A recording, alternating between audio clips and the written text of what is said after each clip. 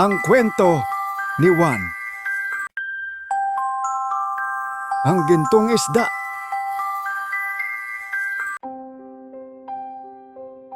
Sa isang tahimik na bayang baybayin, kung saan ang dagat ay tila may sariling hininga, naninirahan ang isang dukhang mangingisda na nagngangalang Mang Isko.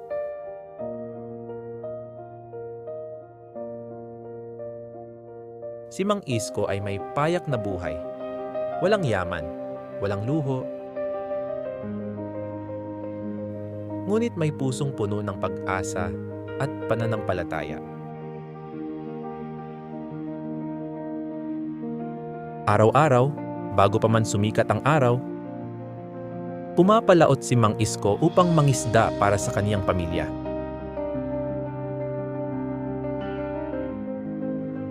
Ngunit kahit gaano siya kasipag, kakaunti lamang ang kaniyang nahuhuli, sapat lang upang sila'y mabuhay. Habang nasa laot, tahimik siyang nagdarasal, humihingi ng munting biyaya. Hindi kayamanan, kundi sapat na pagkain lamang. Isang umaga, biglang gumalaw ang kaniyang pamingwit. Malakas, mabigat, at kakaiba ang hatak.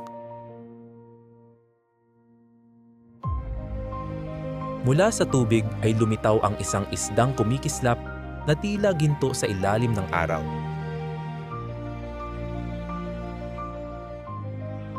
Laking gulat ni Mang Isko nang magsalita ang isda at ipakilalang tagapag-ingat ng biyaya ng dagat.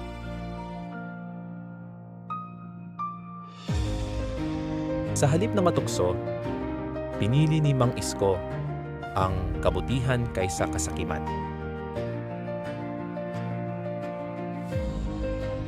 Dahan-dahan niyang pinalaya ang isda at ang dagat ay nagliwanag na parang himala. Kinabukasan, napuno ang kaniyang bangka ng sariwang isda at prutas. Napaluha si Mang Isko sa pasasalamat, isang biyayang hindi niya kailanman hiningi.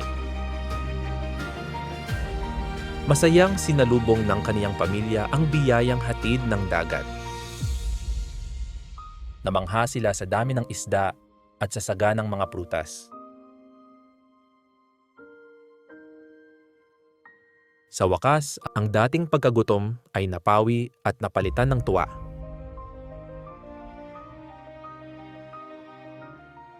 Puno ang mesa ng masasarap na handa. May prutas, maraming ulam, at iba pang pagkain. Ngunit unti-unting nagbago ang puso ni Aling Marta. Nagsimulang magnasa ng higit pa. Pinangarap niyang magkaroon ng malaking bahay, makapaglakbay sa iba't ibang lugar, at magmay-ari ng maraming pera at alahas. Hinimok niya si Mang Isko na humingi ng kayamanan at ginto. Pero hindi interesado si Mang Isko. Kontento na siya sa mga ibinibigay sa kanila. Ngunit nanindigan si Mang Isko, sapat na ang biyayang ibinigay. Sabi ni Aling Marta, "Kung ayaw mong gawin, ako na ang hihingi." Hindi nakinig si Aling Marta, na naig ang kasakiman sa kaniyang puso. Hindi tumugon si Mang Isko sa kanyang asawa. Iiling-iling na lamang siya.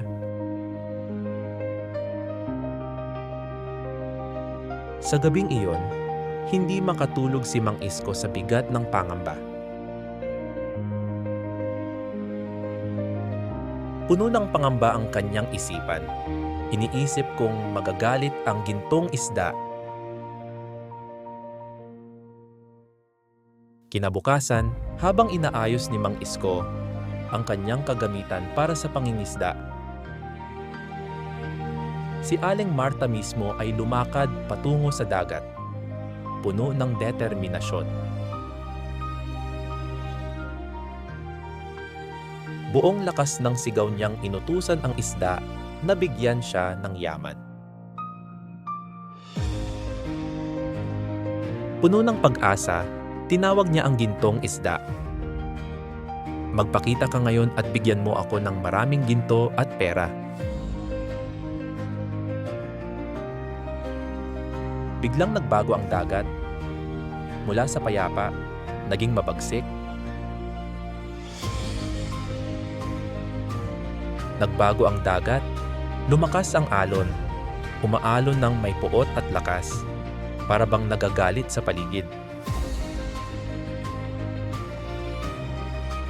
Humantong sa galit ang isda at nagsalita ng mabigat na hatol.